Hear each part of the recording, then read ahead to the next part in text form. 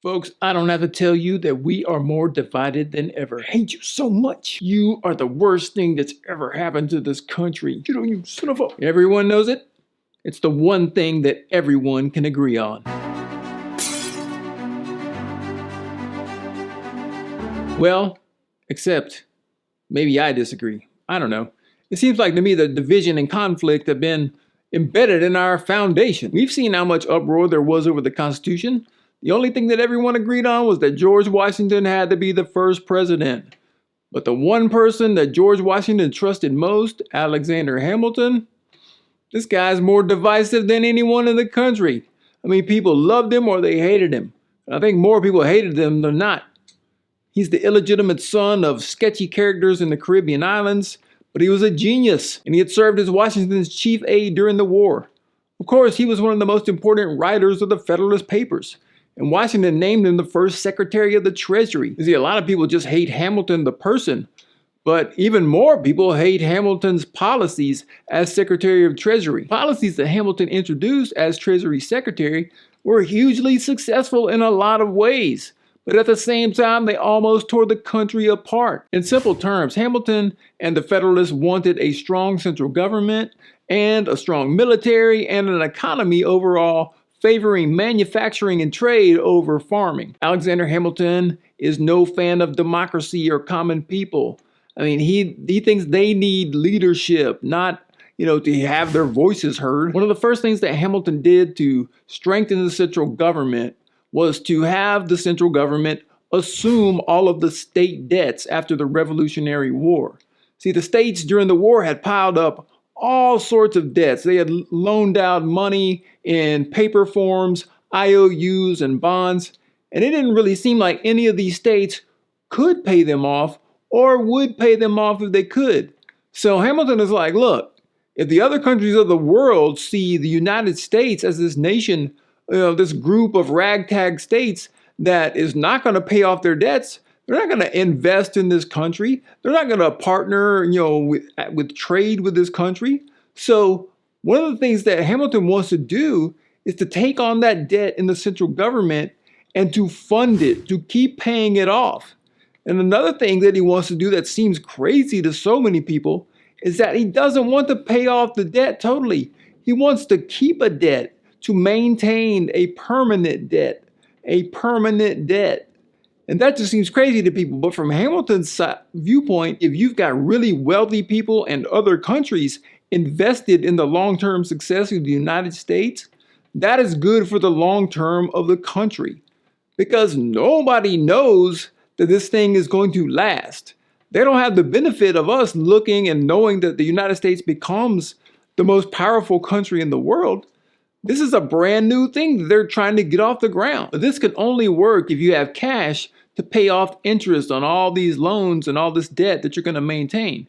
So Hamilton proposed three main sources of revenue. Number one, a tariff, a tax on imports that would bring in money and keep down competition to help out U.S. manufacturers. The second area would be excise taxes, most notably a 25% tax on whiskey. And Western farmers basically use whiskey as cash. And finally, number three, the national bank. And remember, a bank is not just a place to stash cash, it is a business, a corporation through which people pool their money and lend it out in order to make more money. In simple terms, a bank rents out monies to borrowers. Hamilton's Bank of the United States would combine public funds with the fortunes of private individuals, and they would be running the bank. So private individuals with a lot of wealth and power are going to be operating the public funds of the United States. Now, Hamilton's policies showed real signs of success early on. The treasury bonds that the U.S. government issued had high credit ratings in Europe, but they also sparked violent protest and inspired the creation of the first formal political parties. Now, Thomas Jefferson, he insisted that the government could not create a bank unless the Constitution specifically allowed it. And he thought that this debt would be poisonous to the Republic. And he becomes the de facto head of all this Hamilton opposition. Now, farmers disapproved of the tariffs that raised prices on manufactured products, and they joined other Hamilton opponents in these Democratic Republican clubs. The most alarming protest came against the whiskey tax in Western Pennsylvania, where farmers tarred and feathered collectors and then threatened to revolt against the U.S. government. Only George Washington leading an army in their direction convinced them to give up. And the Whiskey Rebellion was really alarming, not only because of the violence and chaos it caused, but also because it looks very similar to the protests against Britain before the American Revolution. Before, Americans were bonding together to fight the British, and now some Americans are bonding together to fight their own government. According to historian Gordon Wood, for the Democratic Republicans who rallied around Jefferson, Hamilton's system threatened to recreate the kind of government and society that many Americans thought they had destroyed in 1776. Assuming the state debts, adopting excise taxes, establishing a standing army, and creating a national bank seemed to be reminiscent of what ministers had done in England. In the eyes of the Republicans, it was the struggle against the corrupt monarchism of the 1760s and 1770s all over again. And folks, Americans did not live in a vacuum. And just when they needed it least, here comes the French Revolution that began in 1789, the same exact year that the United States started with its new constitution. And this is going to get people involved in more divided than ever. Unlike the American Revolution, a war for independence, this is a radical uprising against their monarchy that turned into a bloodbath. Now, this predates Karl Marx and the modern communist socialist movements, but it's sort of in that same ballpark. The French revolutionaries used this national razor, as they called it, the guillotine, to lop off the heads of elites by the thousands. They beheaded the king and queen and then turned on each other. Remember, France had been our most important ally against Britain. Without French help, there would be no United States. And so many Americans supported the French revolutionaries, especially the Democratic Republicans and Thomas Jefferson. But as it grew more and more violent and just radical, the people in the Washington-Hamilton camp, they became more and more appalled. And they said, we're not going to support this thing. The revolution created real problems in America, especially when France declared war against England. And the U.S. needs to trade with both of these countries to help their own economy. But by doing so with either one, they risk going to war with the other, or going to war with both of them. Both the French and English navies confiscated American merchant ships during this.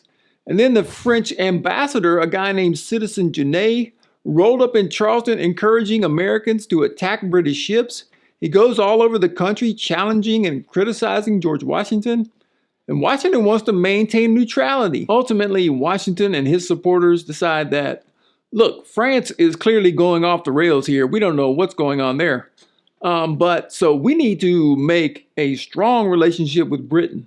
So he sends John Jay to negotiate a treaty with Britain.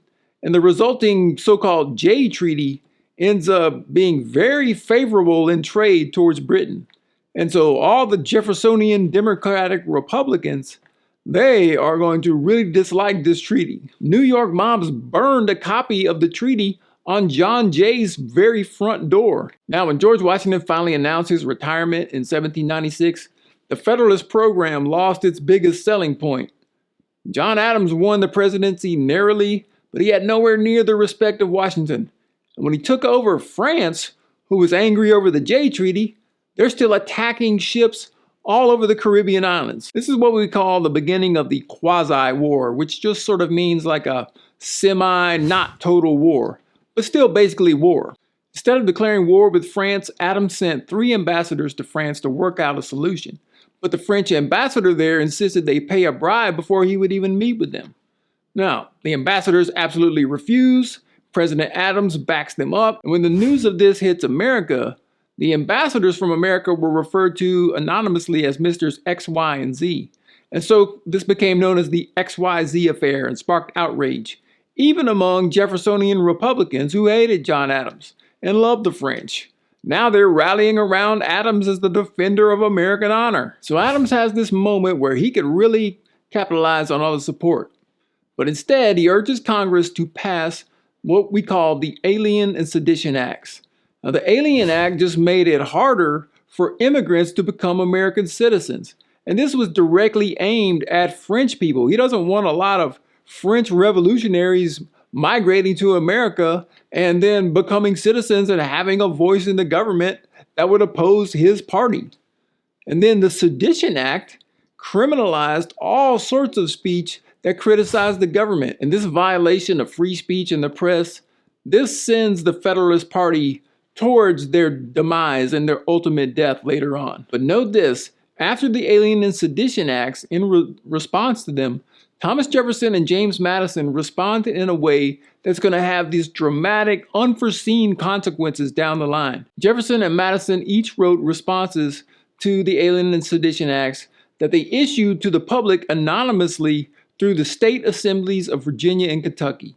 In these, quote, Virginia and Kentucky resolutions, they argued that the Union had been a compact between sovereign states and that states could decide if federal laws were unconstitutional. They insisted states could declare federal laws void and without force. Jefferson's language alarmed even Madison when he said, quote, unless arrested at the threshold, the Alien and Sedition Acts would necessarily drive these states to rebellion and blood. Jefferson isn't calling for peaceful protest, he's talking bloody revolution. And at that time he wrote this, he was the Vice President of the United States. And you might be saying, hey, Professor Krause, what's the big deal about this? Why do I even need to know this? Well, let me tell you what the big deal is. Here was the foundation stone upon which secession and civil war would later rise. Because for decades after, slaveholders cited Madison and Jefferson to protest anti-slavery efforts and finally to legitimize secession. Hell, even in the 1950s, several southern states cited the Virginia and Kentucky resolutions in a lawsuit to prevent school desegregation. You can find folks right now that are using these same references to denounce federal taxes, environmental laws, healthcare regulations, and so on. So I hope you're seeing how everything in history just keeps building on that which preceded it. Nothing happens without long-term, unforeseen consequences, and we're still living in the wake of action taken centuries ago. And I hope you see that division and conflict are nothing new. They have been around and fundamental to the American story from day one. So, I hope you have a good day. Some of you, the others, are